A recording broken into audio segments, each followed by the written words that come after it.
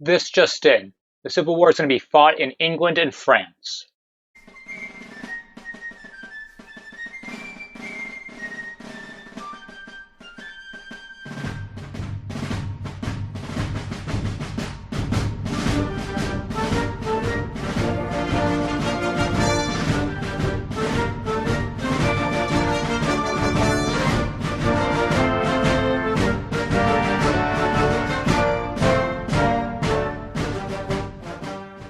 First, on the 8th, the Battle of Ivy Mountain.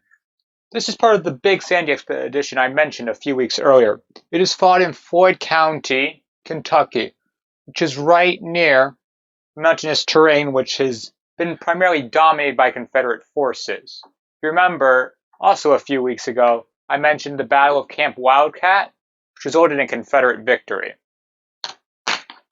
On the morning of the 8th, Union Brigadier General William Bull Nelson takes 3,600 men on a march to attack Colonel John S. Williams of the Confederacy, who has 1,000 men stationed at Pikeville. The march is along the Big Sandy River. The river curves a lot, forcing the Union main body to sometimes break visual contact with their advance force. Not to mention, Ivy Mountain gives the height advantage to any would-be Confederate attackers.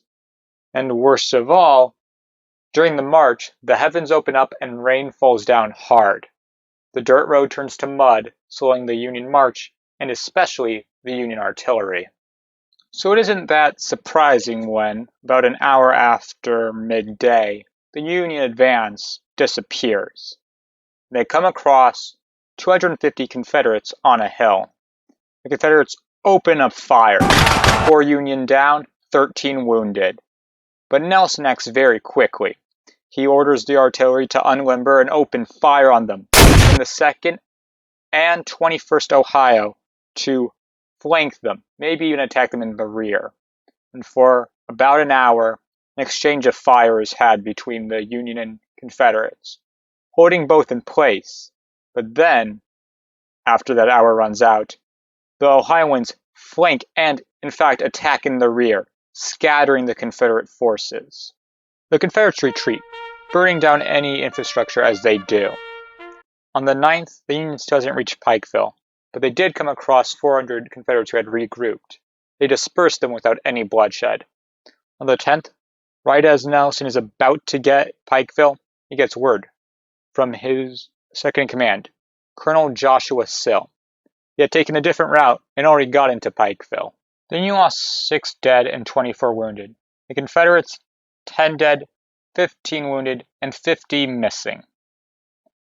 This seems like a small victory. The Union did take some of Confederate-held Kentucky, but it's actually really good news. The Union is able to prove that they can still maneuver and fight even as winter is drawing near.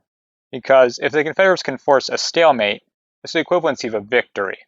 From the 8th to the 10th Tennessee revolts against the Confederacy. The revolt comes from Unionists in eastern Tennessee, the most pro-Union out of any part of the state. They are quashed, of course, but it is a good reminder that neither side has the 100% backing of their people. The last thing on the 8th, and the thing I led you in with, Captain Charles Wilkes, commander of the USS San Jacinto, spots the RMS Trent, a British mail vessel, supposedly carrying James Mason and John Siddle, Confederate commissioners to Britain and France respectively. As the two ships near, the Trent hoists the Union Jack. The U.S. naval ship is not ready for a long chase. They fire across the bow of the Trent. The Trent does not recognize this and continues its path forward. But Captain Charles will not be denied his capture. He then fires in front of the Trent, a clear warning of what is to happen if they do not stop. And the Trent, realizing this, do halt their advance. After making himself perfectly clear, Wilkes summons Lieutenant Fairfax and hands him some instructions. On boarding her, you will demand the papers of the steamer for clearance from Havana with the list of passengers and crew. Should Mr. Mason, Mr. Siddle, Mr. Eustis, and Mr. McFarland be on board, Mr. Eustace and Mr. McFarland being assistants to Mason and Siddle, make them prisoners and send them on board the ship and take possession of her, the Trent, as a prize. They must be brought on board. All trunks, cases, packages, and bags belong to them. You will take possession of and send on board this ship. Any dispatches found on the persons of the prisoners or in possession of those on board the steamer will be taken possession of, examined, and retained if necessary. 2 armed boarding parties are sent with the lieutenant to the RMS Trent. Fairfax still believes that diplomacy can be used here and tells them to wait. He then goes on the Trent to only be berated by the captain. The armed groups, hearing their leader being insulted, hop on the ship, weapons in hand.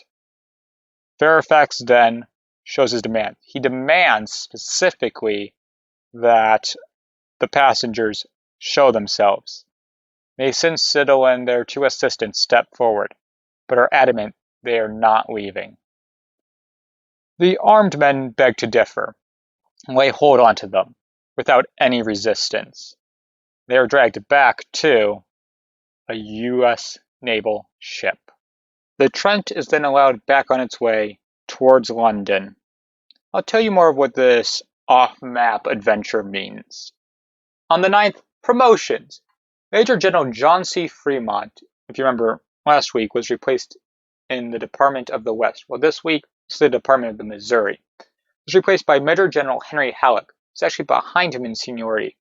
That must sting. It seems that Fremont's career is over. But there's a new star on the rise. Brigadier General Don Carlos Buell takes over in charge of the Army of the Ohio, replacing Brigadier General William Tecumseh Sherman, who replaced Robert Anderson. Sherman is actually sent to St. Louis, Missouri, under the new leadership of Henry Halleck. On the 13th, Reverend Mark Watkinson writes to the Treasury Department, requesting a statement about Almighty God in some form on our coins.